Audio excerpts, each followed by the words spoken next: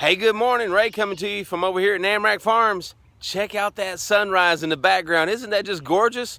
What a beautiful thing on a beautiful day. Hey, today we're going to talk a little bit about fences. First thing I ever did raising sheep, I had to go out and put up some fences. And you look at a fence driving down the road, you think, hey, there's a fence. There's a lot of work that goes into that fence. And there's a reason for that fence. And most people think, well, that's to keep the livestock in. But as I was out tending fences, the Good Shepherd whispered to me, Ray, that fence has two purposes.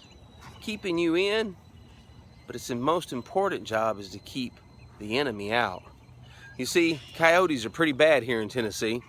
And if you don't have a good fence like this one right here, them coyotes are going to have free reign.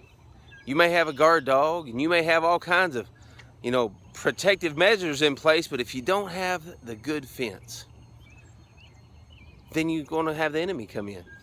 And the funny thing is, you walk around this fence, and there's trails right around this fence where the sheep, they walk right around the edge, they walk right around the border. They're checking out the perimeter, always looking for the greener grass right there on the other side. They think, man, if I could just get over there to that, my life would be so much better.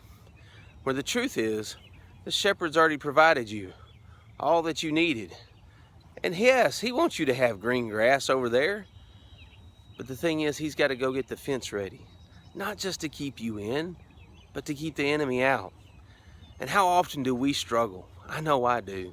We really struggle with the Good Shepherd because we think he gave us a set of rules to hedge us in, to keep us from having fun, when the rules were just to keep the enemy out. I think of the story there in Genesis, the very first story of all, where God said, hey, here's a garden, eat of any of the trees that you want, except one. Because if you eat of that tree, which is of the tree of knowledge of good and evil, you shall surely die. And Eve, it says, she looked at the tree with the serpent speaking to her, and the fruit was attractive, but she also said it looked good for gaining understanding. The only understanding that we ever gained from that was that the enemy, the serpent, now had a way in. The tree of knowledge of good and evil opened up the doors of knowledge of both good and evil. And he had a way in to our kingdom, the kingdom that God had created for us. This beautiful place that we had before us. And we let him in. But the Good Shepherd, he said, you know what? I'm going to fight. I'm not going to give up my flock. And he fought for me and he fought for you.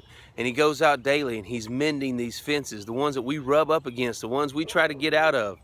Because he loves us.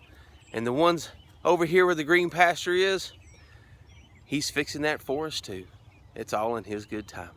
You go enjoy the shepherd. I'll see you soon.